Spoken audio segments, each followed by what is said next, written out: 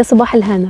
لو عندك طفل تم السنة، أول حاجة أنا محتاجة منه يكون طلع سنة واحدة، مش لازم يكون بقى بيمشي لسه معاه للسنة ونص، أغلب الأطفال بتمشي بعد السنة. المهم يكون بدأ يشد بس في الأثاث أو العفش بتاع البيت ويقف يسند نفسه. مهم عند السنة أعمل تحليل الأنيميا، الله يكرمك هتلاقي عنده أنيميا.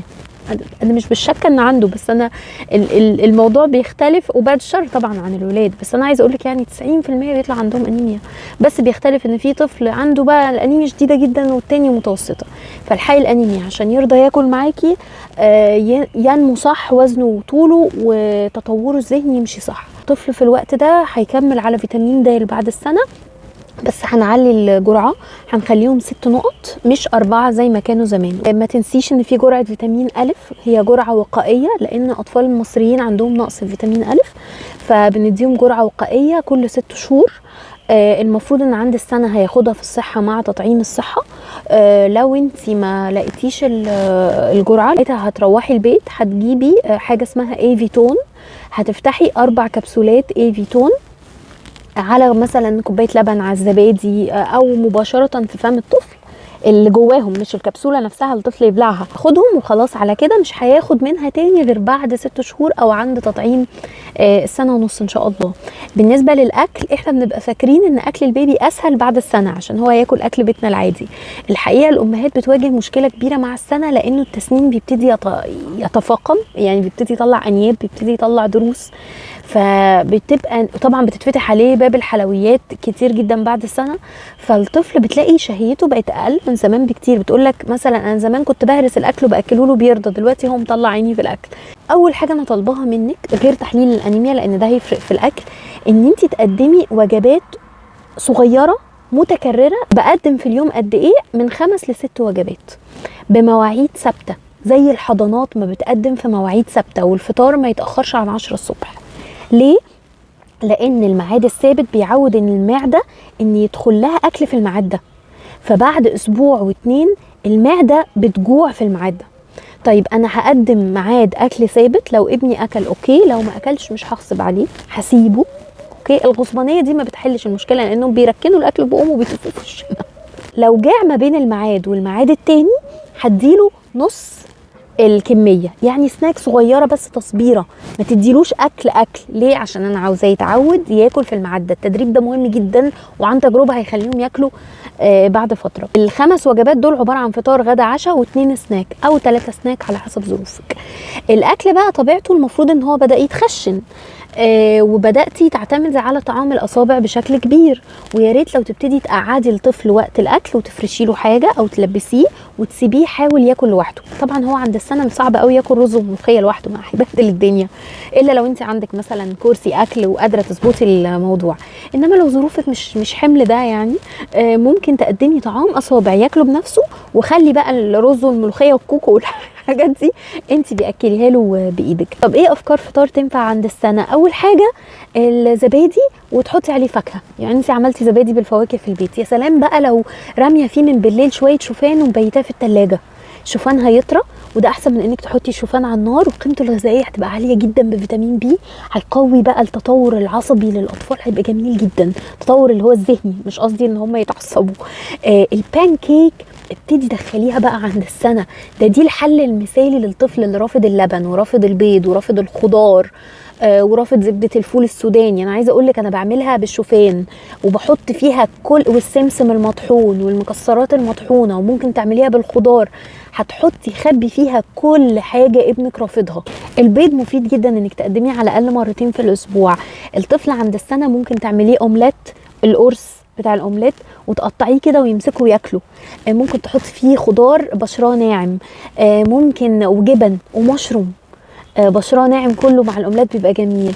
ممكن تعملي الاومليت سكرامبلد، البيض سكرامبلد اللي هو متقلب، حته زبده صغيره بس تكون زبده طبيعيه، او زيت زيتون او زيت ذره، كل ده عادي بقى خلاص مفيش مشكله نستخدمه. ممكن الطفل بياكلها كده، حتى مش لازم ياكلها في الساندويتش. ممكن تقدمي البيض المسلوق لو ابنك ابن حلال كده وبيحب ياكل البيض، لانه في اطفال بتحب تاكل في المسلوق البياض وتسيب الصفار، ده العاده الازليه في الوقت ده، فممكن تفركي الصفار على الزبادي. عندك بقى الساندويتشات، خلاص هو عند السنه يقدر ياكل معاكي الساندويتش، بس ساندويتش مناسب ليه. اللي ممنوع في السندوتشات انك تستخدمي لانشون او بسطرمه او طبعا لحوم مصنعه، دي لو تقدري تبطليها على قد ما تقدري دايما، حتى لو اطفال اكبر يا ريت والله العظيم فيها بلاوي انا مش عايزه اقول لك. يا ريت كمان تحدي قوي من الجبنه النستو اللي هي الجبنه المثلثات. الجبنه المثلثات بالذات اللي مش معموله بلبن طبيعي، اللي هي الانواع الرخيصه، مليانه زيوت مهدرجه، هي كتله دهون. الجبن البيضاء العاديه، البراميلي، الفته، الملح الخفيف، القريش طبعا لو بس تعمليها سبريد بشويه لبن وزعتر وحاجات كده وتحطيها في الساندويتش مع البيض بتبقى جميله. انا بحطها في ارضيه البيض عشان ما يلاحظوهاش. الجبن الصفراء هي طبعا صحيه اقل من الجبن البيضاء لانه فيها دهون اكتر. لو هتستخدمي جبن صفراء بلاش الرومي، ركزي مثلا على لو انتوا عندكم بارميجان او شيدر. طالما هتقدمي جبنه حاولي تقدميها في عيش بلدي. احنا ليه دايما رابطين السندوتشات بالعيش الفينو؟ ده العيش البلدي ده افيد كتير وفيه رده وحلو للامساك ومفيد، ده احلى من اي عيش تاني بنقدمه، الا لو طبعا عيش شوفان يعني. فقدمي فيها. انا بحط الجبنه واسيحها كده شويه وبتبقى مقرمشه ولذيذه، بيمسكوها في ايديهم ويقعدوا ياكلوها. على فكره الطفل يقدر ياكل بطاطس مهروسه في الساندوتش، يقدر ياكل فول، يقدر يمسك طعميايه وياكلها مره كده في الاسبوع عشان مقليه فبتبقى تقيل. الفول ممكن بيمشي في العيش الفينو، ما بيفرفتش منه وبيحبوه جدا، بالذات لو هتهرسي الفول طبعا يكون مضروب كويس قوي، او تاخدي الصوص بتاع الفول كده هو اللي تحطيه في الساندوتش. في اطفال بتحبه، انا بنتي بتحبه وبتكره كل الحاجات الصحيه التانية، بس سبحان الله بتحب ساندوتش الفول جدا. في بقى التوست، عايزه تجيبي توست شوفان، عايزه تجيبي توست ابيض، عايزه تجيبي توست سن، خلاص انت بعد السنه تقدري تستخدمي اللي انت عايزاه. توست الحبوب الكامله. حطي في التوست مربى، يا سلام لو عامله مربى بيتي. دلوقتي مربى الفراوله حلوه قوي وبتتعمل بذور الشيا، بتبقى صحيه جدا وكلها فوائد. لو عايزه ممكن تحطي زبده فول سوداني، دي بتفتح الشهيه جدا للاطفال وفيها شويه فيتامينات حلوه لمخهم وفيها بروتين حلو. انا ساعات بحط في التوست بنجر مع حمص، بسوي الاثنين وبضربهم كويس قوي، بيبقى طعمهم جميل لما تحطي عليهم فلفل احمر بقى وتديهم كمون وزيت زيتون، وبتبقى فظيعه لينا حتى احنا ككبار. وتحطيها في التوستايه. في اطفال بتتقبلها، في اطفال بترجعها لنا ما بتتقبلهاش عشان ابقى واقعيه. ممكن يوم زهقتوا تعملي باتيز اللي هي ايه؟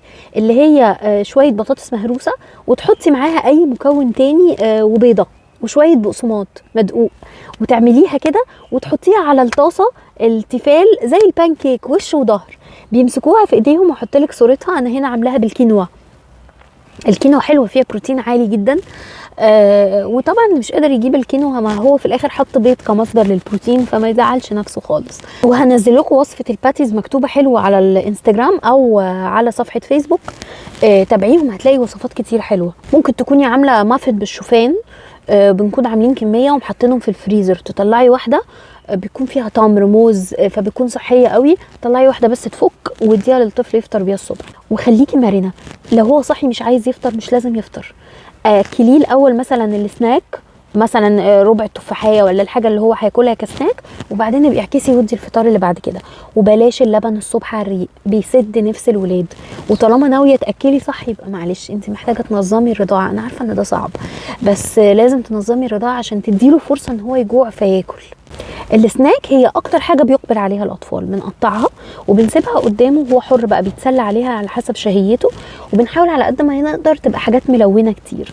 يعني ممكن تستخدمي فواكه زي الموز، الفراوله، التفاح، الكمثرى، ممكن تستخدمي تمر بس تشيلي البذره وطبعا القشر، ممكن تستخدمي قراصيا لو طفل عنده امساك برضو تشيلي النوى بتاعته.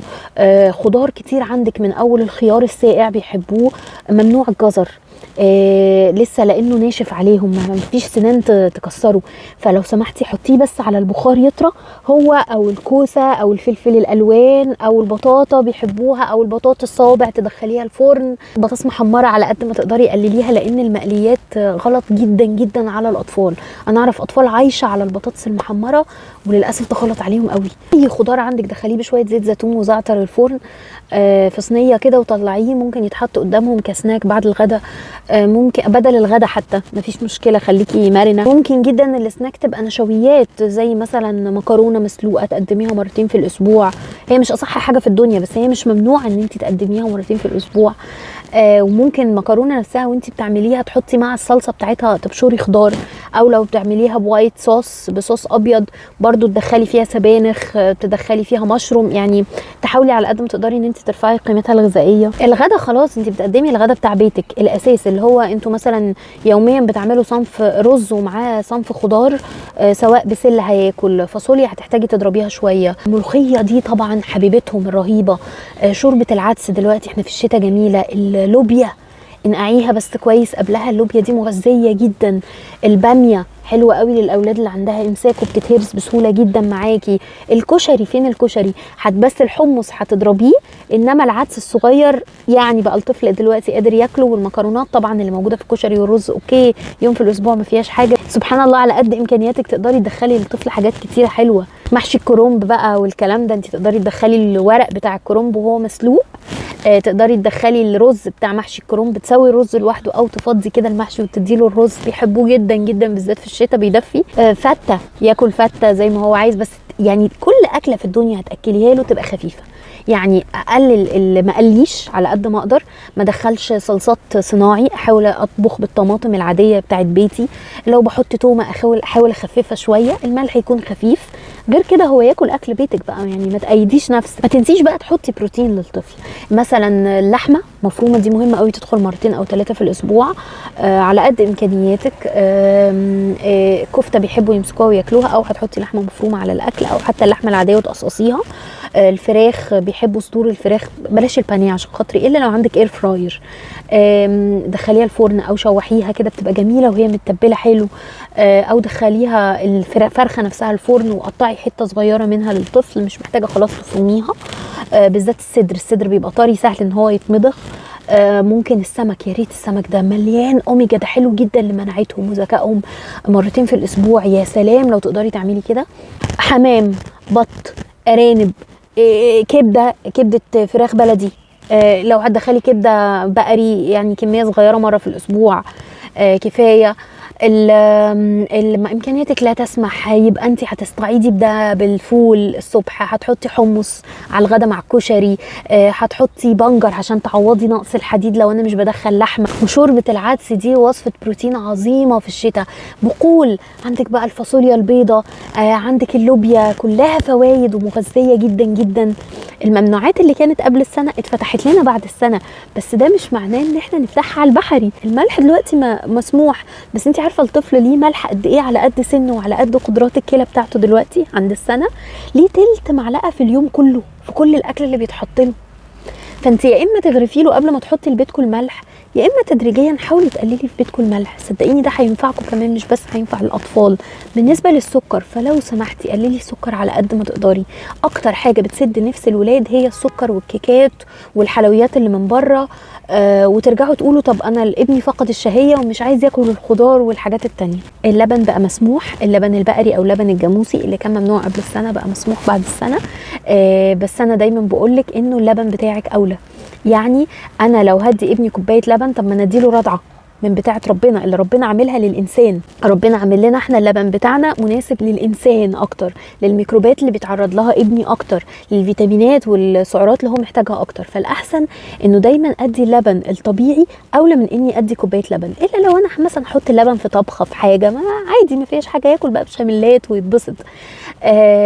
وعلى فكره البشاميلات ممكن تدخل من قبل كده، بس يعني بما يرضي الله في الدهون. وبالنسبه للصناعي فبرضه لو امكانياتك سامحه ادي المرحله الثالثه من الصناعي، هتلاقي برضه تركيبها اولى واهم للطفل من اللبن العادي. العسل بقى مسموح مش ممنوع، بس العسل بناخده باعتدال، بمعنى ان انا بدي مثلا للطفل في اليوم كله معلقه واحده. ليه؟ لان العسل برضو فيه سكر. ممكن تقدمي العسل نوارة البرسيم لو دي امكانياتك الماديه، زي ما اتفقنا معلقه. لو امكانياتك الماديه تسمح اكتر هاتي زهره الموالح، بيبقى فيه فيتامين سي اكتر فبيبقى افيد شويه للمناعه. وطبعا زي ما اتفقنا اون توب هو العسل الجبلي. العصير كان ممنوع قبل السنه، اللي هو طبعا محدش مقتنع باللي انا بقوله، بس والله هم الدكاتره اللي بتقول كده يا جماعه، الجمعيه الامريكيه لطب الاطفال. بعد السنه العصير مسموح مسموح نص كوبايه في اليوم عصير طبيعي وفريش ما فيهوش سكر. طب هم ليه مش سامحين بالعصاير كتير؟ لان الفاكهه لما بتتاكل زي ما هي الجسم بيحتفظ بالالياف اللي فيها، فالطفل ما بيجيلوش امساك، وبيستفيد من الفيتامينات والحاجات اللي فيها اكتر بدل ما تبقى بروسيست او مضروبه في الخلاط. ده غير انه السكر طبعا الكتير اللي في العصاير ده طبعا مش حلو للولاد. لسه ممنوع معانا المكسرات الا لو مطحونه، ممنوع الفشار عشان خاطري والله في اطفال بتدخل تعمل مناظير بسبب الفشار. ممنوع مثلا بذر الرمان، القشر، الحاجات اللي الطفل لسه مش عارف ياكلها. وطبعا انت هتخشيني الاكل حسب ايه؟ حسب انت اصلا بادئه منين. في طفل عند السنه بياكل اكل بيتهم العادي وبنقص بس الفراخ واللحمه بالمقص صغير قوي مقص الاكل وتمام. في طفل لسه متعود على البيوريه والمضروب، فطبعا هنضطر نحط المضروب ده على مثلا رز خشن، بحيث ان انا احاول مع الوقت اعوده انه لازم يخشن الاكل ويشغل بقه بقى. خلاص اتاخرنا قوي. ما تنسيش ان في تطعيمات اضافيه عند السنه، اللي هي تطعيم المكورات لو ما كانش اخده، تطعيم السحائي، تطعيم الفيروس الكبدي الوبائي الف، تطعيم الجدري المائي اول تطعيم ليه عند السنه. بتفصلي ما بينه وما بين تطعيمات الصحه. اللي ظروفك تسمح بيه اديه، اللي ظروفك ما تسمحش بيه ممكن يتاجل شويه، مش هيروح عليكي ميعاد، ومش زي حاجات القديمه بتاعه تطعيمات الشهرين.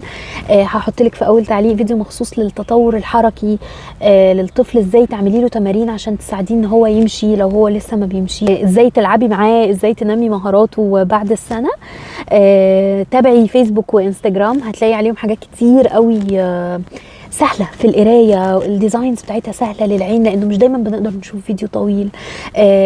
وهتلاقي ريلز متقطعه كل فيديو 30 ثانيه او دقيقه، فده اسهل لوقتك. ربنا يبارك في الولاد ويقويكم يا رب.